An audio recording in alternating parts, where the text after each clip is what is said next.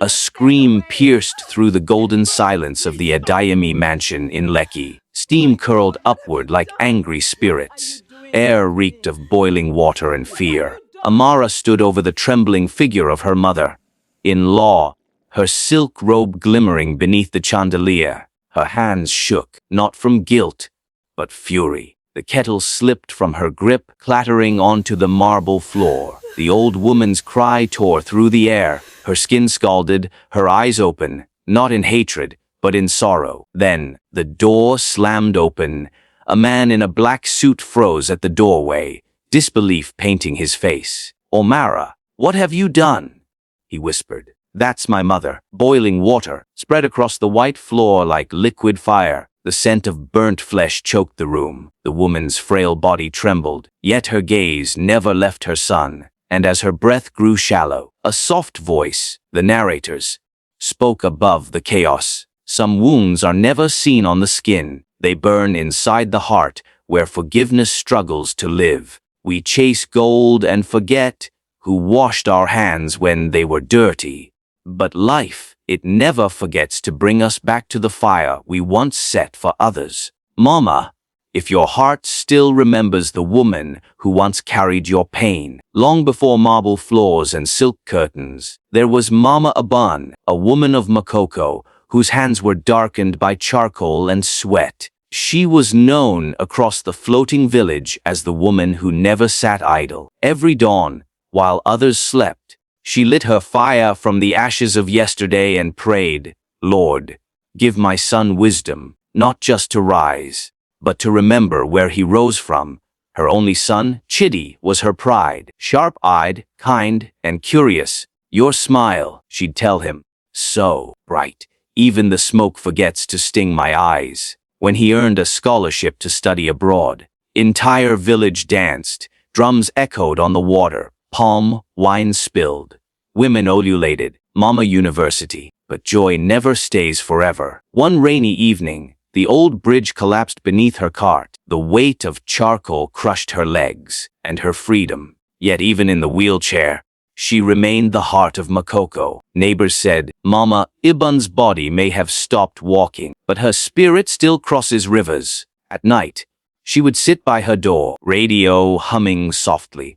A gift from Chidi before he left. Whenever she heard news of powerful businessmen, she'd smile faintly. "Maybe my son is among them now." Then one morning, a letter came. Energy Limited, Director Chidi Adiemi.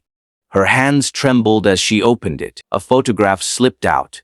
Her son, shaking hands with the president. Beneath it, for a brighter Nigeria. Tears mixed with charcoal dust on her palms.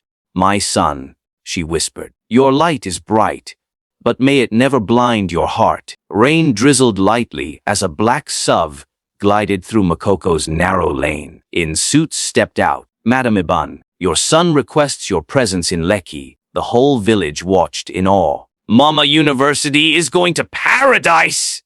they cheered. She smiled, filling her cloudy eyes. But fate had its own plans, because the paradise she was being taken to wasn't meant for hearts like hers. When the car stopped at the mansion gates, her breath caught. White walls gleamed. Glass towers sparkled under the Lego sun. Her old wheelchair rolled across the smooth marble like a stranger in a sacred place. Chidi rushed out, arms wide. "Mama, welcome home." Her trembling hands cupped his cheek. "You've done well, my son.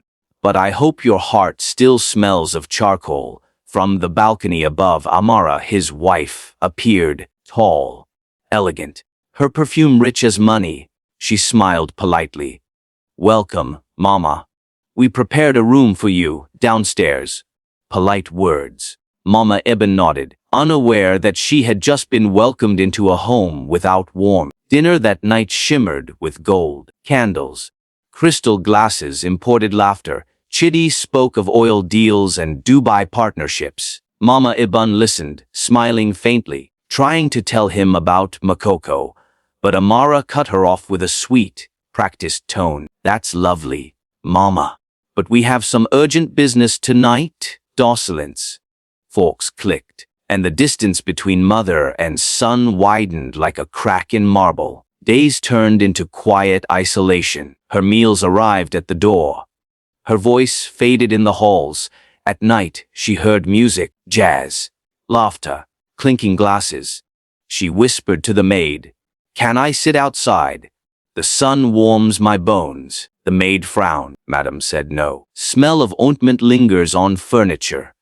Mama Eban smiled sadly. Child sunshine never ruins what it touches. It only shows what's already dying. Chidi still visited, but briefly. His voice carried the weight of corporate polish. He never lingered long enough to hear her stories anymore. And each night, she stared at the orchid pot on her table. Beautiful but rootless. "Perhaps that is my son's life," she murmured, but buried in glass. Morning sunlight poured through tall windows, painting gold across the marble. Mamara's heels clicked sharply as she entered Mama Iban's room. She said with a smile too tight to be kind, "The house feels heavy with your ointments. Try to keep the window open?" Mama Iban looked up from her prayer book. "Don't worry, child. Scent will fade long before your perfume does." Omara's eyes flashed. She turned toward the kettle on the table, the cord humming quietly. "You know," she began, voice low and smooth, "wealth is like clean linen. It can't survive the smell of charcoal." The older woman said nothing. She only lifted her gaze and whispered, "Clean hearts last longer than clean linen." That night, while Chidi packed for a business trip to Abuja, Amara clung to him with painted sweetness. "Don't worry about Mama," she cooed. "Take good care of her." He smiled, kissed her forehead, and left before dawn. As his car disappeared, silence fell upon the mansion, heavy and hollow. Hours later, thunder grumbled over Lagos skies. Mama Iban sat by the window, humming the same lullaby she once sang while pushing her charcoal cart. She reached for her old blanket, the one that still smelled of Makoko smoke. Amara's shadow appeared at the door. "Keeping that rag," she hissed. "You shame this house." Mama Iban smiled gently. "This rag once carried my son when he was sick. It has more warmth than this entire mansion." The words struck like stones. Amara's pride cracked. She grabbed the kettle, its handle hot with fresh steam. "Then keep your warmth," she spat. And the boiling water fell. A scream tore through the house. Steam rose like ghosts against the chandelier light. The smell of burnt skin filled the room, and with it, silence so deep it swallowed even remorse. Then, the door burst open. "Omara?" Chidi's voice thundered. He had returned early, uneasy from a dream he couldn't shake. He froze. His mother on the floor, his wife trembling. The kettle rolling away. "What have you done?" Amara's lips quivered. "I didn't mean to," but her eyes said otherwise. Chidi knelt, wrapping his mother in his jacket. "Mama!" "Hold on, please." Through her pain, Mama Iban whispered, "Don't hate her. Let your heart stay clean." Then her eyes fluttered shut as the rain outside began to fall harder, as if heaven itself wept. Rain lashed the city as the black car sped toward Lagos General. Chidi held his mother's hand, whispering prayers between sobs. Doctors rushed her into the ward. Her body lay still, wrapped in bandages, breathing weak but steady. The smell of antiseptic could not erase the scent of burnt flesh. It clung like guilt. Chidi sat beside her bed, broken. "Mama," he whispered, "I'll make her pay." But when her eyes opened slightly, her first word wasn't anger, it was mercy. "No, my son, if you let vengeance grow, it will burn the same way water burned me." He bowed his head. She tried to kill you." Mama Iban's lips curved faintly. "She tried to kill love, not me. But love cannot die." Outside, reporters gathered. Oil magnate's mother scalded in family tragedy. The headlines screamed. Social media blazed with outrage. But inside the quiet room, sound was the rhythmic beep of the monitor, and a son learning that even grief has a heartbeat. 3 days later, Inspector Okoro arrived. He plugged a small drive into his laptop and turned to Chidi. The mansion's cameras caught everything. The footage flickered to life. Amara walked in. The kettle hissed. She unplugged it deliberately, stepped closer, and poured. Chidi's eyes filled with tears.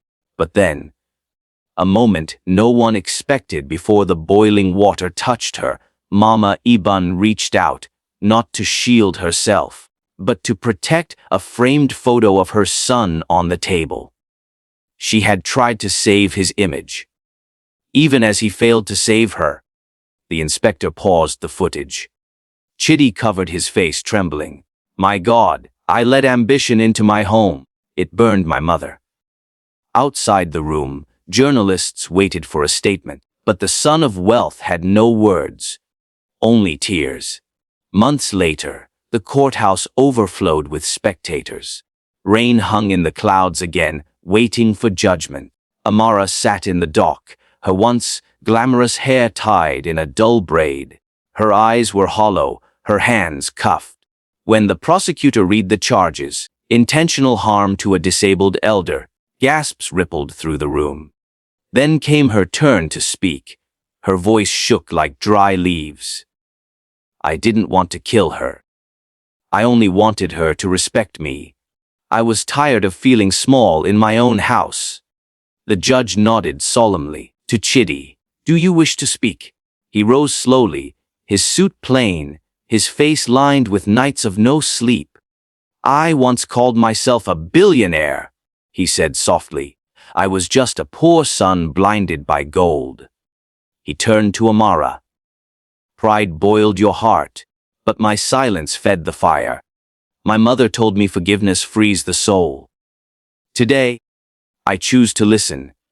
Whispers filled the courtroom. The judge struck the gavel. In view of the victim's plea for leniency, the court sentences Amara Adiemi to 5 years imprisonment. Amara collapsed in tears. Chidi did not look away. He simply placed his hand over his heart. A gesture of farewell, not hatred. Outside, as he stepped into the rain, an old woman selling roasted corn murmured, Lagos weeps for the children who forget their mothers. He looked up. And it forgives them too, he whispered. Weeks passed. The city moved on, but Chidi's heart didn't. Instead, he spent his days by his mother's side as she healed. One afternoon, he brought her the orchid pot from the mansion. I want to replant it here in real soil. She smiled, her bandaged hands trembling as she touched the earth. Good. Flowers only live when their roots are true. He knelt beside her. Mama, I've sold my shares. I'll build a foundation for mothers like you, for women who've been forgotten. Her eyes glistened. My pain has found purpose. Months later, in Makoko, drums echoed again. A new wooden bridge stretched over the canal, carved with gold letters. Mama's Bridge, the Iban Foundation. With crutches crossed it, children waved flags made from old cloth. Chidi stood beside his mother, both dressed in white. Mama, he whispered, that day I thought my world ended, but that day I was reborn. She smiled through tears. My son, you have finally come home. The years rolled gently, like waves under the bridge. Mama Eban grew older, but peace made her radiant. One evening, as the sun melted into the water, she said quietly, if tomorrow I'm not here, don't cry. I've seen your heart return to its roots. Chidi held her hand tightly, but words failed him. She leaned back in her chair, smiling. The Lord has washed my ashes clean. And that night, she slipped away like a candle whose flame had fulfilled its purpose. The next morning, the river carried the scent of lavender. Chitty sat alone on the bridge, her purple shawl folded beside him. Began to fall, slow, heavy, cleansing. He looked to the sky. Forgiveness is the only fire that warms the soul. He whispered. A rainbow arched over Makoko, faint but fierce. As women sang softly, Mama a bun, your tears became a bridge. Your love turned our pain into light. Now every dawn waters the orchids that bloom beside the Ibun foundation. When asked why he gave up his empire, he smiles. Because money can buy perfume. But only gratitude removes the smell of guilt. And as rain falls over Makoko once more, voice echoes through the mist-eyed. Mother's love never burns out. It only turns fire into light.